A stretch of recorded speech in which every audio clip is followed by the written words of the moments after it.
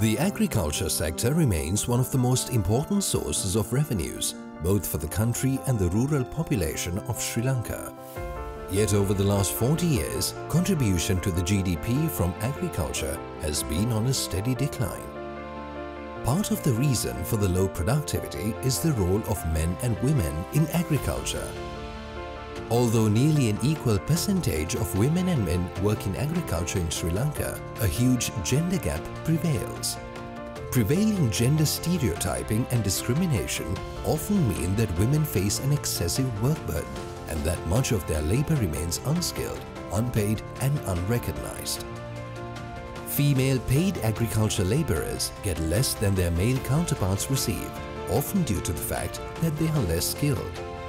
Lack or absence of productive assets, such as land, makes it difficult to access loans, receive subsidies or be visible in agrarian communities. Women have less connections to influential networks and markets, hampering their involvement in trade and commerce. They also have less opportunities to improve their knowledge of agricultural technology and handling of machinery. Even when it comes to decision-making, the usual segregated male and female farmer organizations have not helped to create a common platform for discourse. So, how do we bridge this gap? To move forward, policies and investments have to be addressed. Recognizing that both men and women have equal rights to land and resources ensures men and women can maintain their livelihoods and continue to produce the food the country needs. More data on the engagement of women in agriculture and economics is needed to form evidence-based policies and design programs that would benefit all. Training and extension services for women, such as upskilling in technology, management, marketing, trading, transport and access to knowledge networks is required. Integration of segregated farmer organizations and provision of in-depth training on gender dynamics. The equal consideration given to men and women unlocks opportunities to maximize incomes, increase productivity and income earning potential. When rural women have access to resources, services and opportunities, they become a driving force against rural poverty, hunger and malnutrition. In fact, women and men together hold the keys to shaping the food and nutrition situation in our country. Let's create a united platform for future generations with equal participation in agriculture today.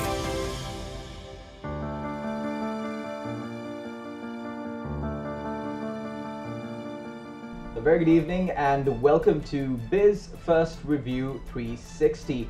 The country gender assessment report of the agriculture and rural sector of Sri Lanka, conducted by the Food and Agricultural Organization of the United Nations, also known as FAO, was published in Colombo yesterday, or was rather launched in Colombo yesterday. And today, to discuss regarding this, we've got in our studios Miss Nina Bangstrup, the FAO representative for Sri Lanka and the Maldives. Also with us today is Miss Clara Park, the General Officer of the FAO Regional Office for Asia and the Pacific. A very good evening and welcome to the show. Thank you very much. First question out to you, Nina. What was the objective of compiling this report? The objective really is to provide a snapshot of how men and women in Sri Lanka interact in the agricultural and rural sectors. How do they contribute to the sectors and how do they benefit? And particularly trying to see whether there are inequalities in the way that men and women benefit from the sector. And I want to clarify that when we talk about agriculture and rural sectors, what we really mean is the food crops and the cash crops, the spices, the coconuts, livestock, fisheries, and the forestry. So it's a very broad field. It's essentially dealing with how men and women interact in everything that has to do with things growing out of the earth or animals or fish. So how does this report contribute to the development of the country? Well, in the longer run, we hope that it will help to address inequalities in the way that men and women, as I was mentioning, benefit from their production and their efforts. But let's say in the slightly shorter term, we are hoping that this report will help all the decision makers in Sri Lanka to better understand how their programs and interventions can be better targeted to address some of the inequalities. For FAO particularly, we will be looking to see how our interventions, how our activities can be tweaked so that we are providing a bigger push towards better equality between the genders. And lastly, we are also very much hoping that other development partners in Sri Lanka will read the report and also learn from it how they can improve the way that their activities are designed so that we reduce the inequalities and certainly do not contribute to making them bigger. Clara, next question out to you. Why is it important to integrate gender equality in the agricultural sector of the country? Well, Nina already pointed to some of the key issues. So when we will have half of the agricultural labor force, or nearly half of the agricultural labor force, which is made of women, not addressing gender and not giving women and men the same opportunity to reach their full productive potential has huge implications, not only in terms of the benefit that people can gain out of their engagement in agriculture, but also in terms of the country economy. So a few years ago, FAO conducted a global study which showed clearly that only by bridging the gender gap in agriculture, thereby providing equal opportunities and equal access to women and men in agriculture, yields will grow by 2.5 to 4% globally, and the number of malnourished people globally would also decrease by 12 to 17%. So those are really meaningful statistics, no? Definitely. You're watching Biz1st Review 360. We are conducting a discussion regarding the country gender assessment of the agriculture and rural sector in Sri Lanka, conducted by the Food and Agricultural Organizations of the United Nations. We will cross over to a short commercial break. Don't go anywhere. We'll be right back on the other side.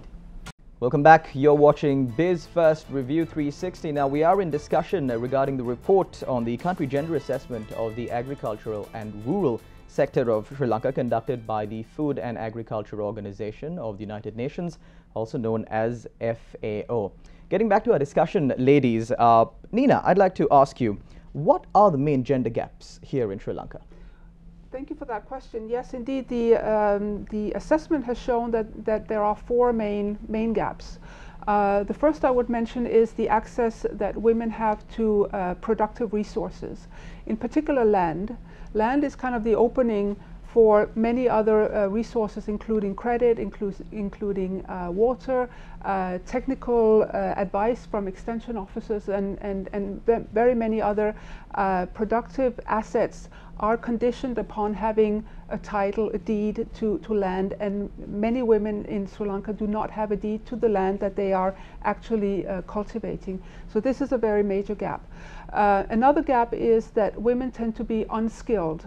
Even though they are very knowledgeable about their agricultural production, they're considered to be unskilled, and therefore they receive less pay than men. So female agricultural laborers are significantly less paid than their male counterparts. Another gap is the ability of women to participate in decision-making processes. Many farmers' organizations do not include women, or there is segregation between the men and the women. They each have their own organizations, and it tends to be the men who decide. The big ticket decisions are taken by the men, and the women are not really able to participate in that. We have also noticed, and this is also a major gap, that in what we call the value chains, so in the different production lines, whether it's dairy or vegetables or any other commodity that is produced, that the women tend to be engaged at the initial stages. And this is where there is less ability to make a significant income. The real income comes later in doing the processing, doing the marketing, the negotiations with buyers and so on. That's where the real profits in agriculture and food production, cash production is done. The women tend not to be involved in that. They're involved at the very early stages, at the very initial processing, at the cleaning and of crops and so on, and they don't make a lot of money there. So this is another gap where the men get, let's say, the lion's share of the benefits from the agriculture. Does the report include any recommendations to address these issues that you pointed out? Yes, it includes a number of recommendations. I mean, firstly, the gender needs to be mainstreamed into the policies, the programs of the government, because it is that is really the only way that we can start to address some of these inequalities, so that the land issue is addressed, the structure of farmers' organizations is addressed in a manner that would empower the women. We also need to look at technology and how women can access technology, how they can use it. As you may know, many agricultural machines are only used by men. The women do not get trained in using these machines, and very often they are too heavy, too cumbersome, too big for the women to use. And this is another aspect that needs to be really carefully looked at, so that the women can, become more professional in their agriculture. And I'm sure Clara will have things to add, but another recommendation of the assessment is to look again at the institutional constraints that women are facing, and that is preventing gender from really becoming, let's say, a mainstreamed feature that encompasses everything that happens in the agricultural sector, and particularly we know that there is an ambition in all ministries to have gender focal points. This needs to be further strengthened. They need to be further strengthened because we consider that they are not playing the full role that they need to play, and that would really make a significant difference to how gender is being considered in the key ministries dealing with agriculture. Another thing that needs to be addressed from a more institutional perspective is the shortage of data. There is not enough sex disaggregated data on the agricultural sector. Within the agricultural sector. There is a lot on education and health, but within the agricultural sector there is very little. And the absence of this data means that getting enough information to have a very precise view on what this current situation is very difficult. The assessment is qualitative. It doesn't go into statistics because the data simply isn't there. So this needs to happen, because without this sex disaggregated data, we also cannot measure whether the things that we're all doing, that the government is doing, that we are doing, that everyone is doing, whether it actually makes a difference. We have to be able to measure the difference between now and next year and 5 years from now. So that is also a very important feature. Clara, I'd like to direct this question to you now. If this is the current prevailing situation here in Sri Lanka, in the agricultural sector more specifically here in Sri Lanka, what is preventing us from moving forward? Well, Nina already mentioned some of the, let's say, institutional barrier. But I would say that one key stumbling factor still, this is true not only in Sri Lanka but worldwide, is the attitude and the culture that goes with some of these inequalities. So we really need to be focusing on changing the way in which we think, and that is true at all levels of society. Not only at the institutional level, but starting from children when they're very young. Because for change to really happen, we really need to be thinking differently. And what I mean by that is that realizing that some of the gender roles that we see sometimes women are relegated to, they're not really due to differences in sex, so determined by whether someone is a man or a woman, but they're more coming from social constructs. So the issue that Nina mentioned before, for instance, women being underpaid and undervalued, that is one key example of that. So sometimes women themselves, they do not consider themselves as full farmers, no? They tend to see their work as an extension of the domestic work. They don't see them as equals as men. Exactly, exactly. And that obviously has implications, and it also has implication in terms of hiring managers, perceiving women's worth.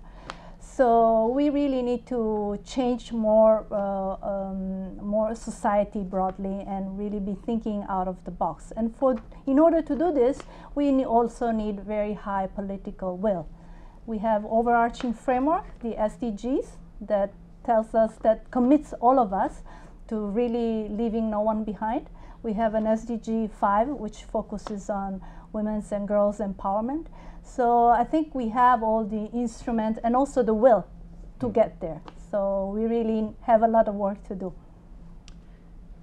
We will continue this conversation after this short commercial break. Don't go anywhere. You're watching Biz1st Review 360. Welcome back. You're watching Biz1st Review 360. We're in discussion with representatives of the Food and Agriculture Organization of the United Nations regarding the gender gap that's prevalent here in the agricultural sector in Sri Lanka. Clara, I'd like to direct this question to you. Bridging this gender gap, you said that it affects the productivity in the agricultural sector of the country, that it develops the productivity in the agricultural sector of the country. Is there evidence of this from case study from other countries? Well, the study that I mentioned earlier in this session really points to what would be the result of bridging this gender gap. And this was a global study that FAO conducted in 2010.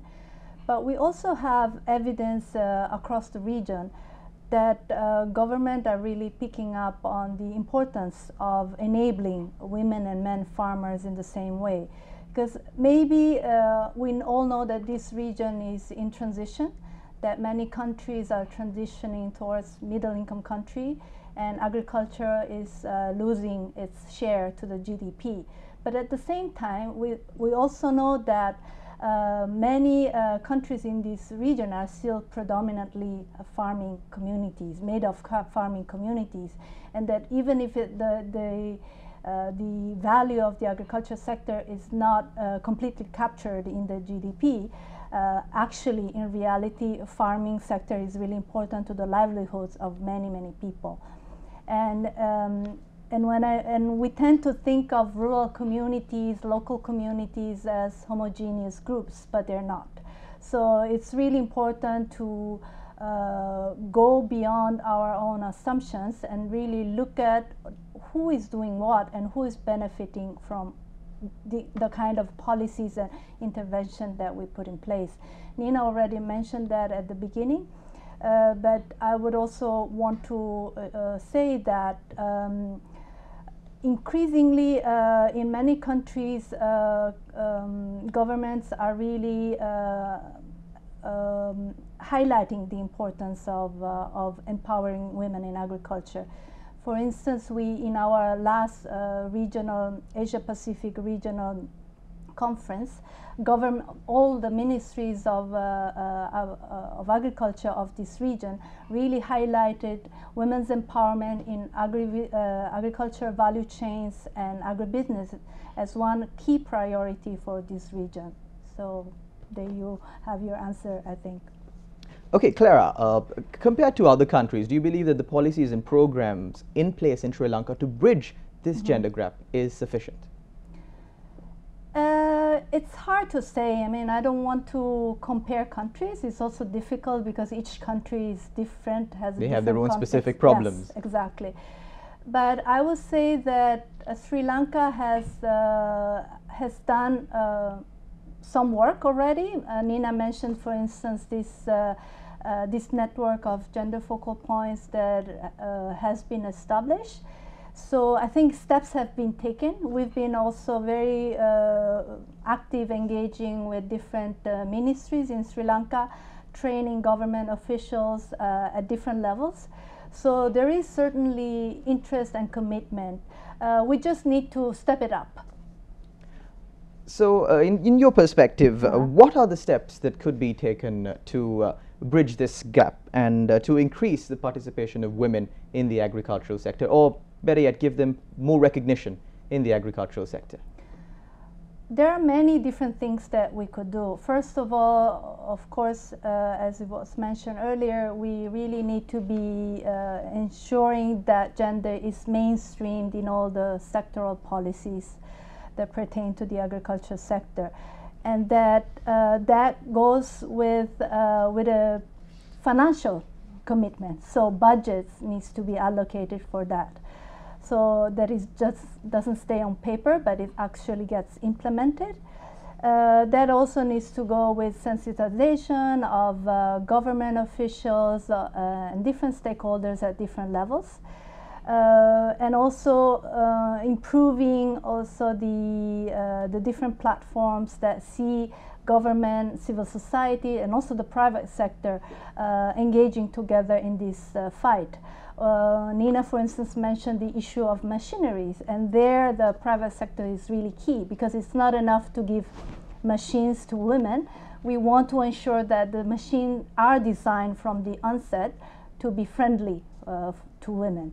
So many different things at many different levels, and at the ground level, I think one key mechanism would be also to ensure that women's participation in civil society groups, in grassroots organization, community-based organization is strengthened, because we have evidence from across the world that this is one key way in which women can get together and gain confidence, gain skills, and also become really productive.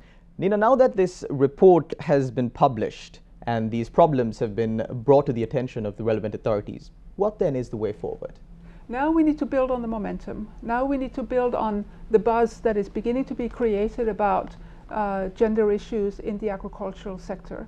And one of the ways of doing that is to continue the messaging and continue to support the gender champions in the country and create new ones. And the way to create new ones is to continue what we call capacity development, the training of everyone concerned at all levels of government, in civil society, at the grassroots level, and at the national level. Only this way can we avoid the current situation of decision makers, extension workers, and others being gender blind. They don't see the differences, and therefore they have difficulties addressing the differences. And so the way forward, as I see it, is really to continue to press the topic, not to let it get forgotten, and to ensure that we mention it again and again whenever it is relevant, so that we continue to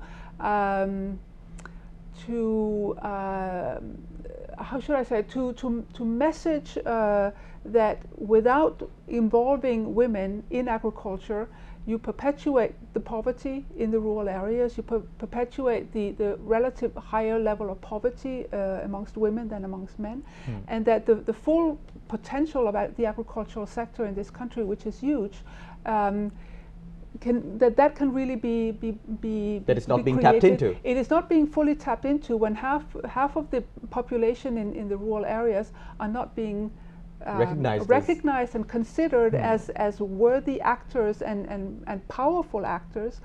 You lose a huge potential. And as Clara was saying, even though agriculture is less important in the economy of Sri Lanka, for so many people it's still the only or the main source of income, and therefore it is not a sector that is going to disappear in the near future. So we really have to expand and create income and good livelihoods and quality of life for the people who depend on it, in particular the women. Thank you very much, Nina. Thank you very much, Clara, for joining us this evening and sharing your expert opinion on the subject. And that's it from Biz1st Review 360. Thank you very much to all our viewers out there for watching us. Do tune in next time.